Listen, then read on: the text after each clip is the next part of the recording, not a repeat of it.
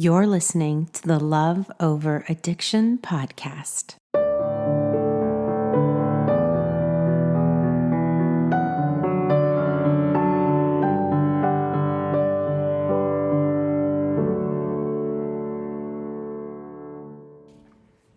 Hey guys, how you doing this week? I know that the holidays are approaching, and I also know that they can be incredibly stressful.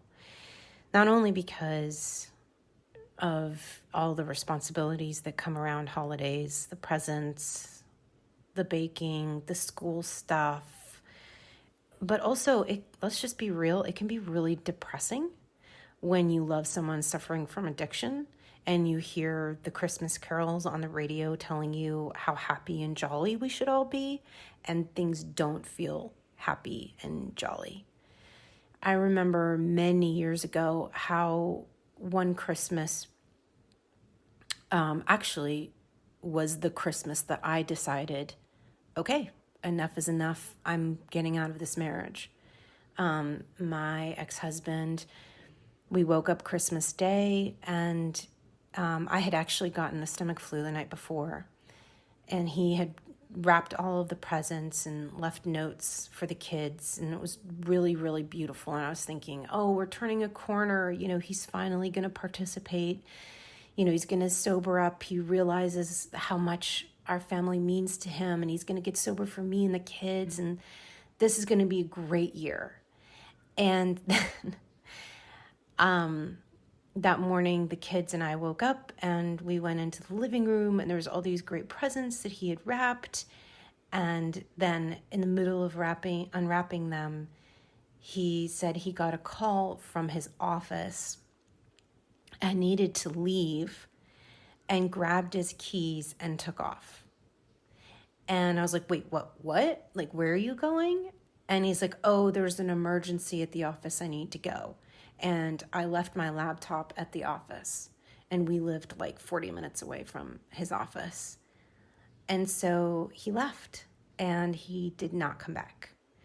And I was left with the kids opening these presents and wondering, like, how did my life get to be this bad, where he's left me and the children on Christmas Day for some bogus work experience. And it wasn't work. I later found out he went to go buy drugs because he got a call from his drug dealer.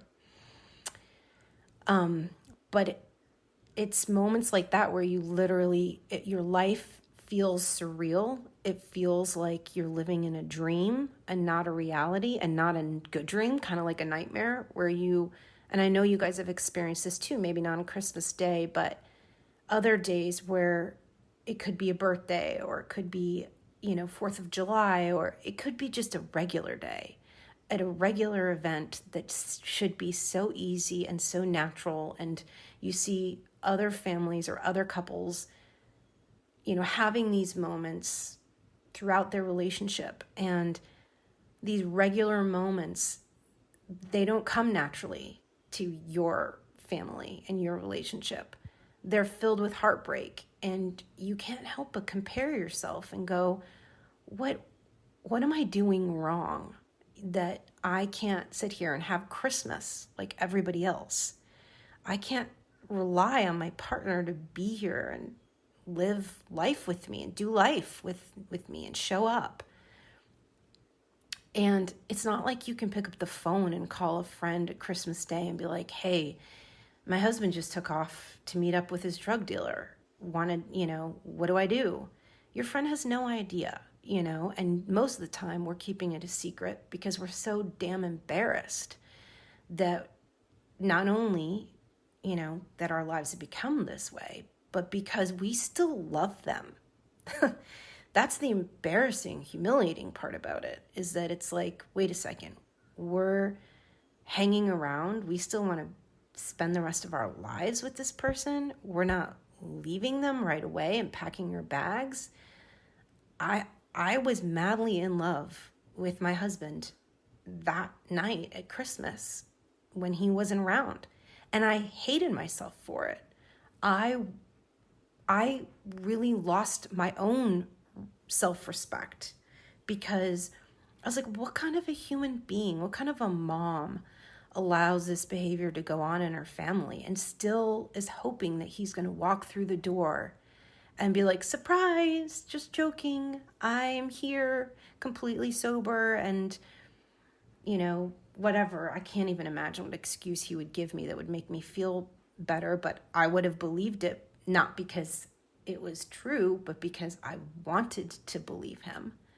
I wanted to believe the lies because the truth hurt so bad. It's one thing for, someone to reject you, but it hurts on such a deeper level when they reject your kids. And you're like, wait, this is not good parenting. This is not a good family life. This is not a good relationship. And you're working so hard nonstop to try to fix it. And you can't. You can't fix somebody who doesn't admit that they're broken. You can't solve this problem for them. You can't convince them to get sober. And you might do an intervention or you might get them to rehab and it might work. But chances are, if you look at the statistics, which I have, it rarely does. And so what do we do with that? Do we just sit there and say, okay, Christmas is going to stink or the holidays are going to stink, and I just have to deal and make the best of it? What do you do with the brokenness and the devastation that is happening to you on a weekly, monthly, daily, whatever basis? Are you just helpless? Is this just your destiny for the rest of your life? Are you going to continue to allow this to happen and just sit back?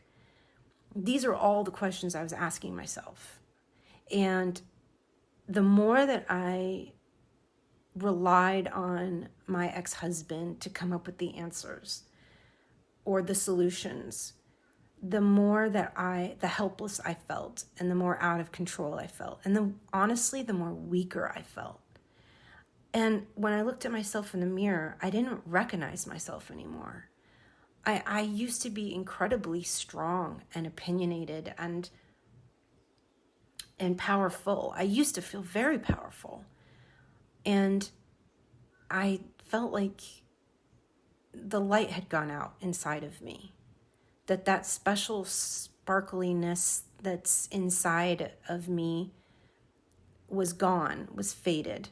And I didn't know if I would ever get it back. And I didn't know how to get it back. And I think that sometimes addiction is like a cloak that covers that up around us and the people that we love that are struggling with addiction. But I don't think that light ever goes away. I don't think it ever dies. I think it's always there. And the way we get it back truly is we remove the cloak of addiction. Now our loved ones have to do that on their own, right? They have to get sober. But how do we remove our cloak of addiction? Because we're wearing it too. I mean, make no mistake, they call this a family disease for a reason. When you love someone struggling with addiction, you are directly affected by addiction as much as the person you love. That's why they call it a family disease. So how do you remove your cloak? How do you remove your cloak so you can start to feel hopeful and that light inside of you grow? How do you remove it so that you can start to look at yourself in the mirror and start to feel proud and start to feel powerful and start to feel in control of your life? How do you remove it so that you feel a gratitude for everything that you've been through? And how do you look at yourself in the mirror and feel joyful and love what you see? That sounds really impossible sometimes, doesn't it? I know it did for me, especially during the darkest times. But I'm going to tell you that's what we're going to talk about, okay? Because a lot of the times these self-help mantras, like, and I don't want to like single anyone out, because I single any mantra out, or, any organization out, because that's not kind.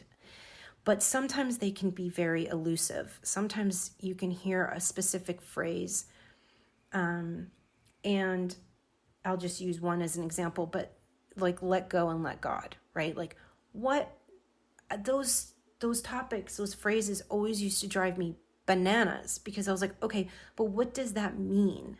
Like, what does that look like specifically? Give me the 6 steps to actually apply that in my life. Or the phrase of like, you need to learn to love yourself. All right, how do I do that? Or you need to let go of your shame.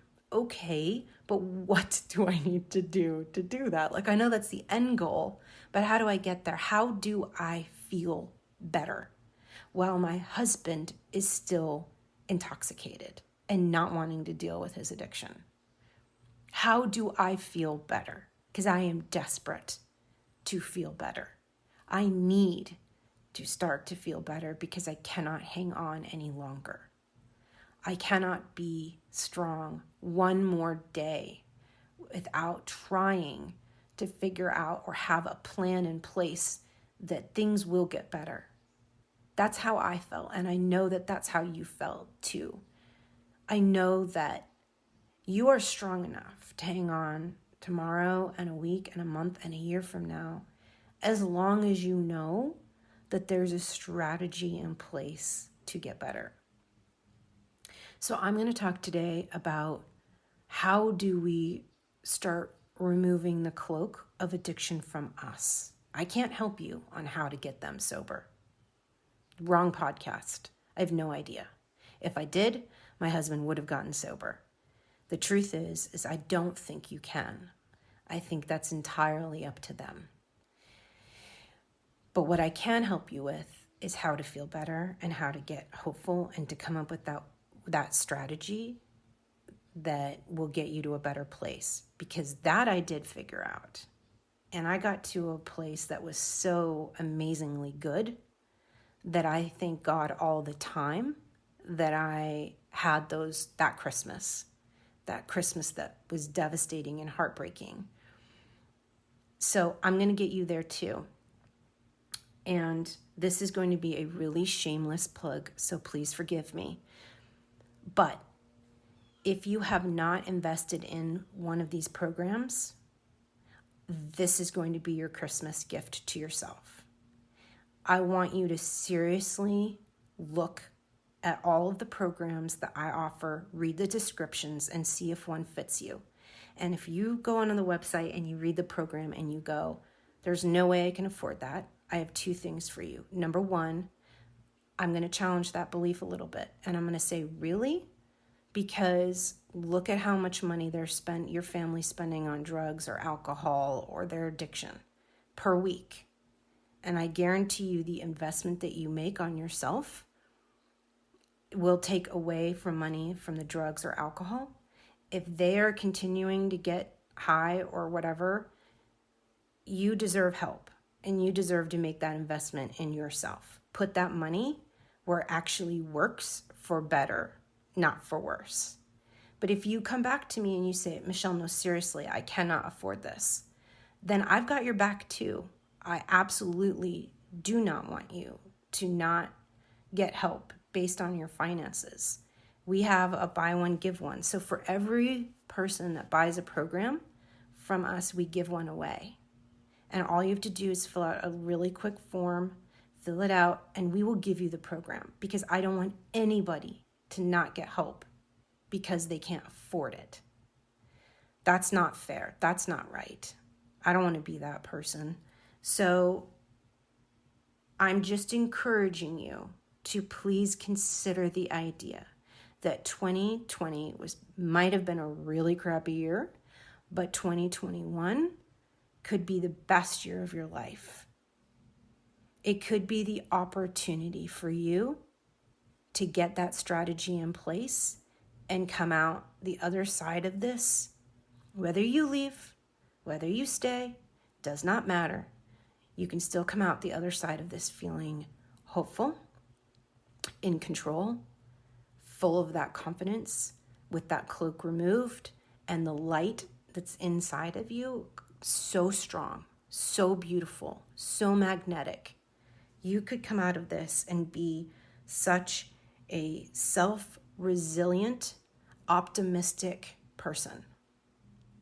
And I know that that sounds really attractive, and it should, because the way that you've been living and the way that you've been coping and dealing probably isn't working for you very well. And we need a new strategy, and we need a new beginning, and we need to push aside all of the noise and the panic and the chaos that comes with loving someone suffering from addiction. We need to push that aside and go, okay, I'm going to make space. I'm going to clear the deck, and I'm going to really take on learning and mastering myself. I'm going to give myself permission to invest in me and my future, because I don't want to do this anymore. This feels gross. This feels yucky. This feels dark and depressing. I know that. I know that feeling, and I know that it can get better if you do this. And what I go over in these programs teaches you exactly what I did. And let me tell you, it works. I am living proof. It's not complicated. It doesn't require 50,000 steps. It's actually very, very simple. And if you listen to them just 15 minutes a day, that's enough. That's all you need to do. I don't want to overwhelm you. This isn't like a workout program. So, do not let money be the obstacle. I am here for you, and I want to help you, because there's such a better way to do this. Okay, but for the sake of this podcast, for now, what I want to tell you is this. The way that you get to become a positive and self-reliant and optimistic person is you start to expect the best all the time. Go ahead, I know, it's like generic and cheesy, but let me break it down for you that's practical. And you guys know I love to give you stories, right? So here's my story for the day. I still have to practice this. Like, even though I left my loved one that struggled with addiction, I got a divorce and I moved and I remarried to a wonderful man and I have all these kids. Addiction still doesn't, if you have children with your loved one, addiction still doesn't leave your life. Now, my kids don't see my ex-husband. They've been adopted by my second husband. And my ex-husband does not live in the same state as I do, so we don't have to see him.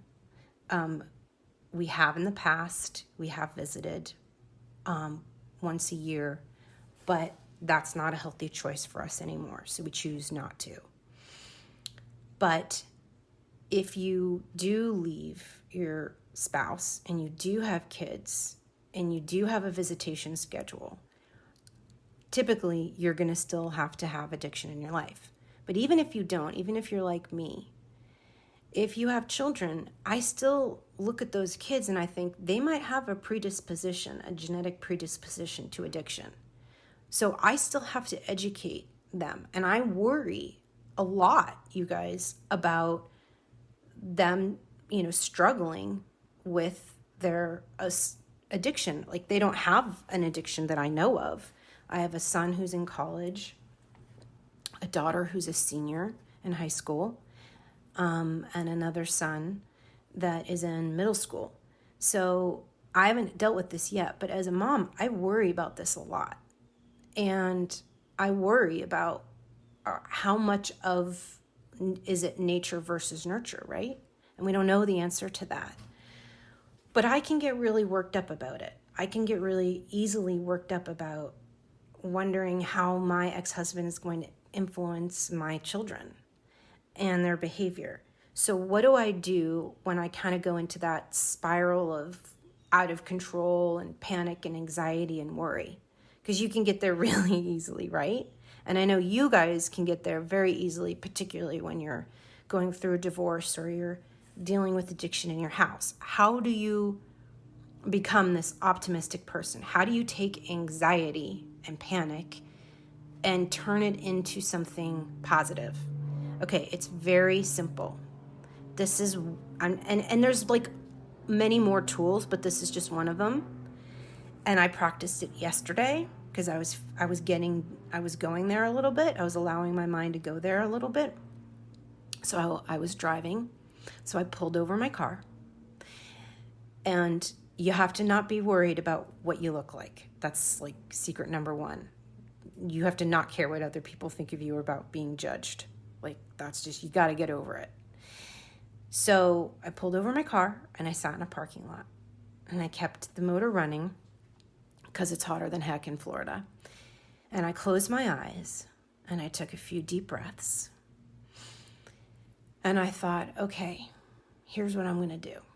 I'm going to think of all of what I'm worried about, what I'm feeling anxious about. And I'm going to go one by one, and I'm going to unload out loud in my car everything that I'm worried about, okay, while I'm keeping my eyes closed. Again, I told you guys, like, you just have to not be worried about what people are thinking about you. If someone pulls up next to you, who cares? You could be talking on the phone. They don't know that. With your eyes closed, I don't know. Who cares? So I like literally vomited verbally I unpacked it. I released it. I gave it my fears a voice. And I asked myself, okay, Michelle, what is going on? What are you worried about specifically? And I went child by child for me. So you can go about your loved one.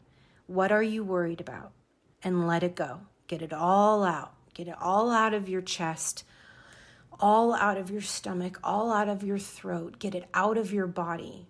Let the tightness in your body, because you've been trying so hard to hold it all in and hold it together and make it feel better and just keep yourself contained. Let that all come out with your words, with your voice. Let it come out of your body. And for me, I actually started to cry. I didn't realize how full of anxiety I really was. But that moment of quietness and that moment of release. And then what you do is, while you're talking about it, be gentle, be kind, be thoughtful, go deep. Allow a sense of peace to come over you. Give yourself permission to hear the possibility that it will be okay. Now, what do I mean by that? I mean, if you believe in God, allow the possibility to hear God. Maybe, I'm not saying like auditory, like you're going to hear him, but maybe you do, I don't know. Maybe you just feel a spiritual sense of peace. Maybe you hear something that tells you it's going to be okay.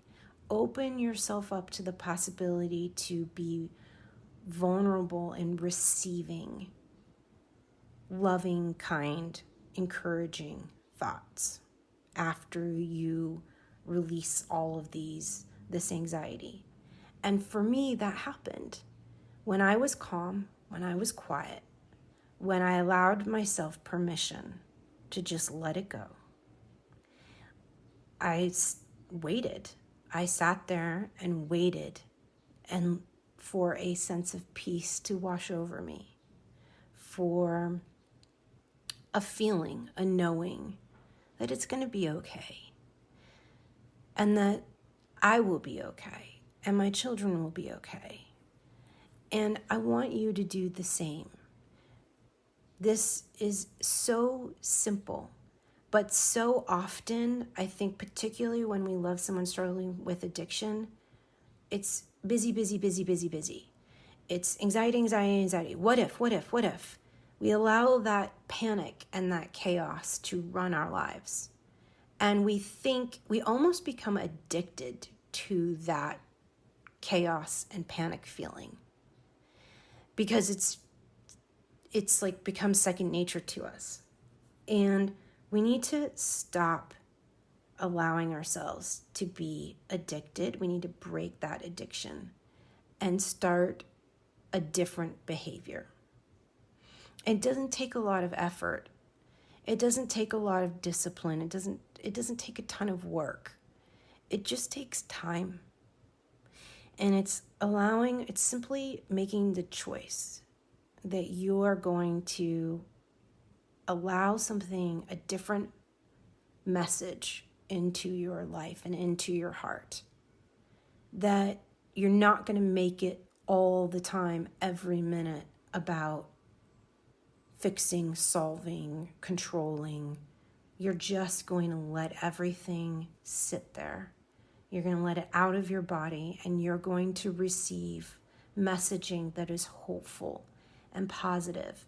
And it's not going to come from your neighbor or your friend or your therapist or me or your book that you're reading. It's actually going to come from within. Or if you believe in God or something greater than God, it's going to come from that. It's going to come from a place, a spiritual place, a place of something or someone that knows better than you that's out there. And it's going to be so personal to you. You know, I can give you positive messages, or you can read a self-help book and get what you need, but it's not tailored specifically to you and your situation, right? It's not handcrafted or made for you right then and there in that moment. And so how do you receive a message or some hope or some peace for where you are right now? Well, you have to listen. You have to be willing to be open. And I don't think, maybe I'm wrong, but I don't think that messaging and that hopeful peace, it doesn't come when you're busy. At least not for me. It comes when I am intentional, and I calm myself by finding a peaceful moment, taking deep breaths and releasing with words what's going on, and then sitting back and receiving. And so some of you might hear this and go, Michelle, that's completely hokey. Okay, but have you tried it? When's the last time you tried it? Michelle, that's never happened to me. I don't really believe in that. Okay, but have you tried it? Just try. See what happens. Maybe nothing. And then you can never try it again. Or maybe something wonderful.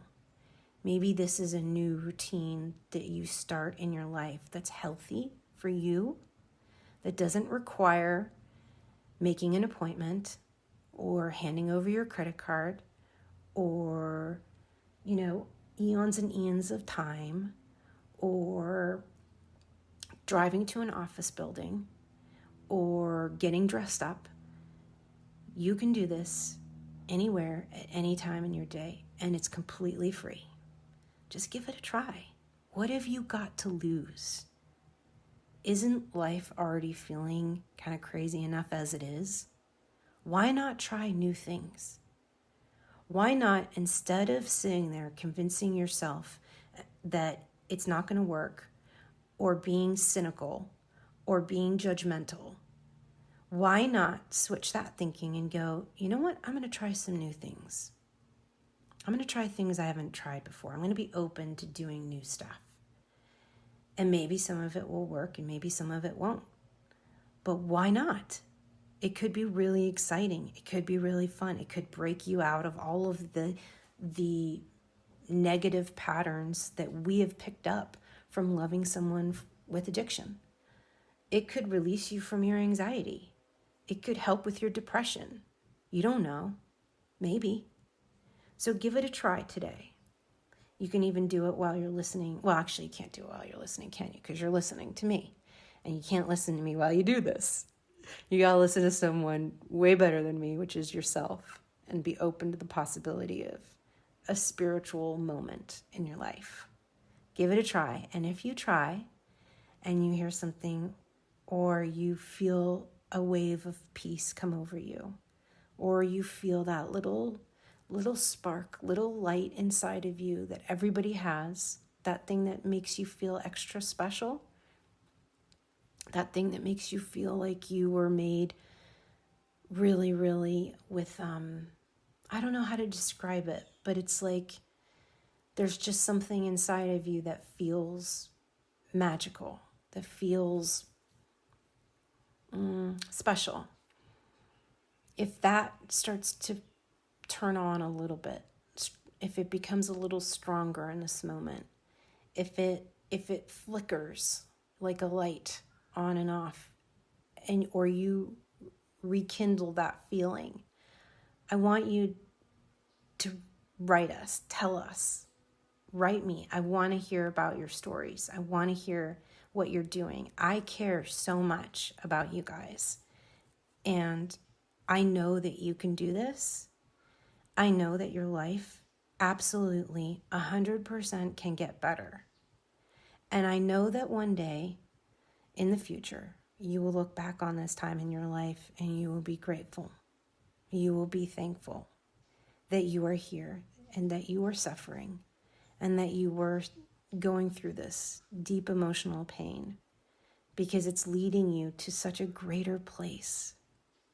It's leading you into the future that you deserve. And you're going to get there.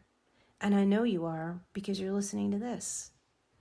And people that don't get there, because there are people that remain stuck. There are, absolutely. Not everyone gets through addiction and feels better. They're the people that don't try. They're the people that stay helpless. They're the people that don't believe in themselves enough to try new things, to listen to this podcast, to do the programs, to go to therapy, to do group, to change their ways. That's the people who don't get through this, but you're not one of them because you're listening. So count yourself, give yourself a pat on the back, give yourself a gold star, and don't believe those lies when they come over you that say this is going to last forever, because it's not. It's temporary. And this is you're here for a purpose.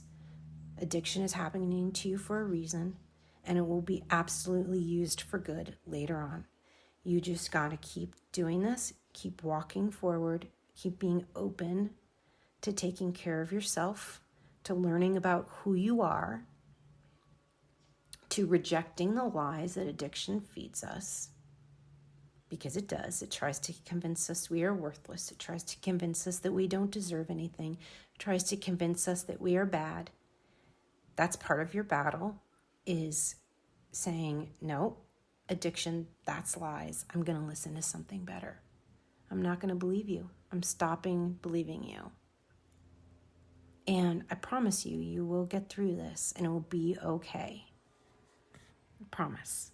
All right. I can't wait to hear from you about how this went down and if it worked. And even if it didn't work, still email me. I want to know. I love you guys, and I will talk to you next week, and I'm excited to hear all about it. This podcast is created for your support, encouragement, and entertainment with Michelle's personal thoughts and beliefs. From one woman to another, bonded together by the fact we love someone suffering from addiction. This is not intended as a substitute for therapy or advice from a professional.